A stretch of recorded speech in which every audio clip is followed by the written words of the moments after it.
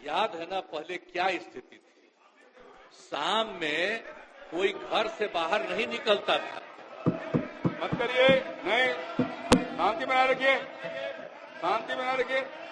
अरे सब बच्चे हो, क्या पता है आप लोगों का? कुछ पता है? जरा प्रेस वाले से पूछ लो। शाम के बाद में आई बच्चा है, इसका क्या जन्म हुआ था? इसे चुपचाप रहो, बैठिए। अगर बोलते रहोगे हम ध्यान नहीं देंगे। आप सुनते हो हिंदू मुस्लिम का झगड़ा कितना होता था? वोट लोग लेते थे, लेकिन हिंदू मुस्लिम का झगड़ा कितना होता था? मुसलमानों को कुछ होता था तो उसको बचाने का कोई उपाय करते थे। ये जब हम आए उसी समय की स्थिति आपको हम बता देते। एक डिप्टी सीएम बोले कुछ और दूसरा डिप्टी सीएम बोले कुछ। क्या आपने नहीं बोला था कि भाजपा का सीएम होगा तभी सपना साकार होगा? वीडियो है हमारे पास, सब लोग ने। अरे सदन में झूठ बोलते हैं, लोकतंत्र का मंदिर है, आप टीका लगाए हैं, सनातनी आदमी और झूठ बोलते हैं। टीका से इतना नफरत है तो टोपी पहन लीजिए। आपको टीका से बहुत नफरत है तो टोपी पहनिए। सर्वप्रथम मैं बिहार विधानसभा के बजट सत्र में सभी माननीय सदस्यों का हार्दिक अभिनंदन करता हूं। बिहार विधानमंडल के दोनों सदनों के संयुक्त अधिवेशन में माननीय राज्यपाल महोदय का अभिभाषण हुआ। मैं बिहार विधानसभा के उन तमाम माननीय सदस्यों को धन्यवाद देता हूं जिन्होंने माननीय राज्यपाल के अभिभाषण के उपरांत धन्यवाद प्रस्ताव पर हुई चर्चा में भाग लिया। माननीय राज्यपाल महोदय ने अपने अभिभाषण में विस्तार से सरकार की उपलब्धियों एवं प्राथमिकताओं की चर्चा की है। राज्य सरकार की प्राथमिकताओं एवं अन्य मुद्दों पर सदन के समक्ष में मैं कुछ बातें रखना चाहता हूं। महोदय, हम लोग तो 24 नवंबर 2005 को यहां पर आए। अब उस समय क्या, अब उसके बाद से जो सरकार में आने का मौका मिला है, अब उसके बारे में हम जरा कहना चाहते हैं कि जब हम लोग आए थे उस समय, तो उस समय की स्थिति क्या थी। याद है ना पहले क्या स्थिति थी। शाम में कोई घर से बाहर नहीं निकलता था। मत करिए, नहीं, शांति बनाए रखिए, शांति बनाए रखिए। अरे सब बच्चे हो, क्या पता है आप लोगों का? कुछ पता है? जरा प्रेस वाले से पूछ लो। शाम के बाद में आई बच्चा है, इसका क्या जन्म हुआ था?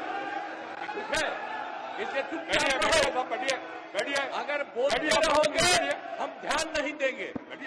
आप सुनते हो शाम के समय जब तक था 25 तक, तब तक शाम के बाद कोई घर से नहीं निकलता था। और आज का क्या हालचाल है और उस समय की क्या स्थिति थी? कहीं आने जाने का रास्ता नहीं था। हम भी केंद्र में मंत्री थे, हम भी एमपी थे। नेता बोल रहा है, और शांतिपूर्वक सुनिए। इलाके में जाते थे तो हमको पैदल ही जाकर के सब जगह जाना पड़ता था। कहीं कोई जगह होगा नहीं था, कुछ पता है? यही तो बता रहे हैं। और उसके बाद क्या हाल था? अब उसके बाद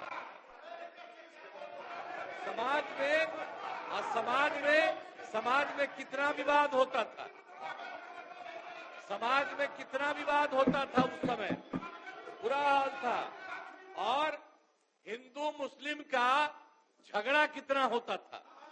वोट लोग लेते थे, लेकिन हिंदू मुस्लिम का झगड़ा कितना होता था। और मुसलमानों को कुछ होता था तो उसको बचाने का कोई उपाय करते थे। ये जब हम आए उसी समय की स्थिति आपको हम बता देते। और उसके बाद हम लोगों ने सब काम किया, हम आगे बता देंगे। अब पढ़ाई का क्या हाल था? पढ़ाई में कम लोग ही पढ़ते थे। ये हालत था जब हम लोग आए। उस समय के पहले की जो स्थिति थी, अपने इलाज का पूरा इंतजाम नहीं था। कोई इलाज भी करवाते थे तो उसका कोई इंतजाम था? उस समय तक का कोई इंतजाम नहीं था। और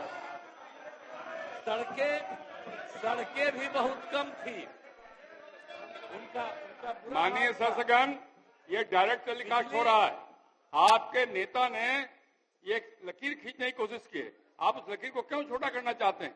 क्यों दिखाना चाहते हैं कि आप फोड़ करने वाले लोग हैं? क्यों करना चाहते हैं? शांति से बैठिए, बैठिए, नहीं बैठिए, बैठिए। इससे आपकी पहचान बनने वाली है। अपनी पहचान क्यों खराब करना चाहते हैं? बैठ जाइए, सुनिए। आप बिजली की भी क्या स्थिति थी उस समय? बिजली की भी स्थिति बहुत खराब थी। अब उसके बाद जब हम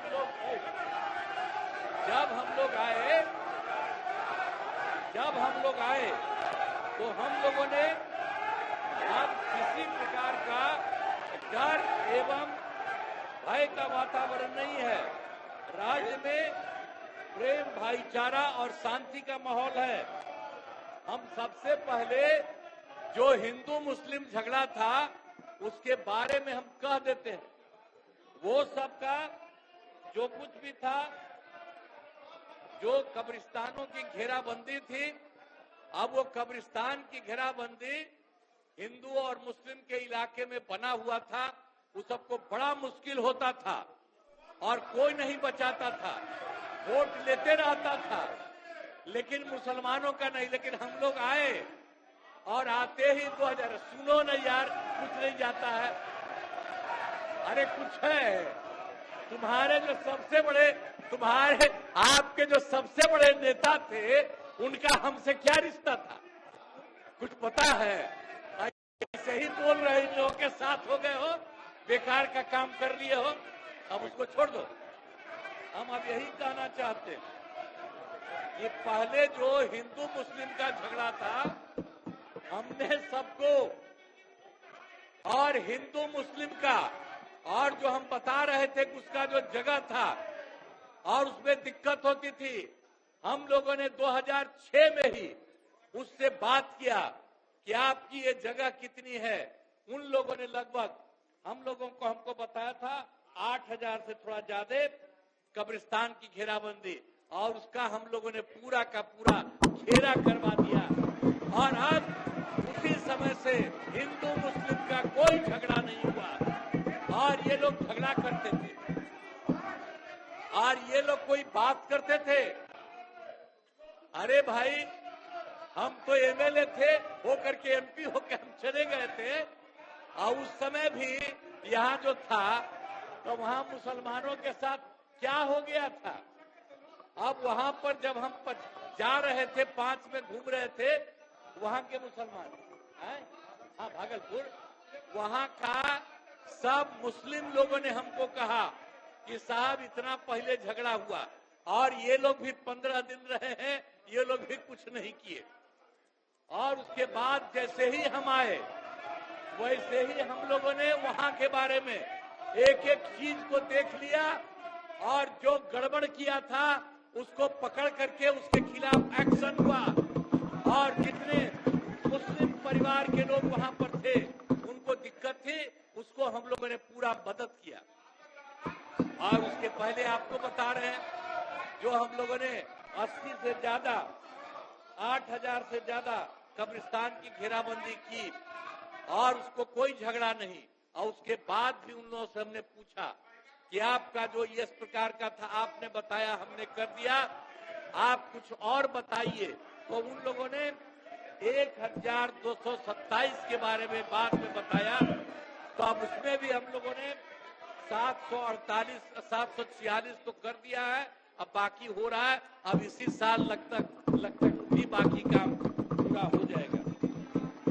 तो इसीलिए एक तरह से कुछ नहीं हुआ। अब कहीं किसी प्रकार से आप समझ लीजिए कि कोई झगड़ा झंझट नहीं होता। और हमने तो एक बार और किया था, हिंदुओं का भी जो हमने मुसलमानों का ठीक किया, और उसके बाद हमने पता किया कि जो हिंदुओं का भी हिंदू मंदिर है और उसका भी कुछ न कुछ रात में घेराबंदी करके गड़बड़ करता था। तो इसीलिए हम लोगों ने उसके बारे में पीछ करके 60 साल जितना पुराना था, 60 वर्ष से पुराने हिंदू मंदिरों का भी पूरा घेराबंदी। अब कोई हिंदू वाले में भी झंझट नहीं, अब मुस्लिम का भी जो कर रहे थे झंझट वो भी खत्म, और किसी प्रकार से कोई काम नहीं। पीछे रहने वाले थोड़ी हैं, ये तो मजबूत आदमी है। अब मजबूती थोड़ा दिखाइए। अटल जी के जन्मदिन पे आपने बोला था ना, अटल जी का सपना तभी साकार होगा जब बिहार में बीजेपी का मुख्यमंत्री होगा। और सम्राट चौधरी जी बोल दिए कि 15 साल और नीतीश जी काम करेंगे। एक डिप्टी सीएम बोले कुछ और दूसरा डिप्टी सीएम बोले कुछ। थोड़ा हो गया, अब थोड़ा तालमेल बना करके चलिए। और आपको तो आपस लेना पड़ा प्रेस कॉन्फ्रेंस करके 3 घंटा के अंदर, आपस नहीं वापस। इनके समझ में अध्यक्ष महोदय, एक मिनट। नेता प्रतिपक्ष, इनको शायद पूरी चीज को देखे समझे। वो श्रद्धेय अटल जी बोले थे कि जंगल राज रजकता हटाना है तो कमल खिलाना है, सुशासन लाना है, एनडीए की सरकार बनानी है, और नीतीश कुमार को सुशासन के लिए लाया गया। क्या आपने नहीं बोला था कि भाजपा का सीएम होगा तभी सपना साकार होगा? वीडियो है हमारे पास, सब लोग ने। अरे सदन में झूठ बोलते हैं, सदन में काहे झूठ बोलते हैं? लोकतंत्र का मंदिर है, आप टीका लगाए हैं, सनातनी आदमी आप झूठ बोलते हैं। झूठ बोलने की जिम्मेवारी आपकी है। विजय सिन्हा अपने पार्टी के पक्ष में पार्टी के घर के अंदर बात करती है, बाहर नीतीश कुमार सुशासन स्थापित करने के लिए आए, एनडीए की सरकार बनी, और टीका से इतना नफरत है तो टोपी पहन लीजिए। आपको टीका से बहुत नफरत है तो टोपी पहनिए। माननीय नेता प्रतिपक्ष, अध्यक्ष हम कोई अपशब्द सुन लीजिए ना, यहाँ कोई झूठ नहीं बोलता, असत्य बोलता। चलिए असत्य उसको कर दीजिए, अपनी बात आगे बढ़ाइए, बात आगे बढ़ाइए। आपस ले लेते हैं, असत्य जोड़ दिया जाए। अध्यक्ष महोदय, अब भाजपा के लोग कब तक पिछलग्गू बन के रहेंगे विश्व की बड़ी पार्टी? कभी तो अपना कौन चेहरा है भाई? चेहरा है ये नहीं, कब बनाइएगा अपना मुख्यमंत्री? अटल जी का सपना साकार करना है ना।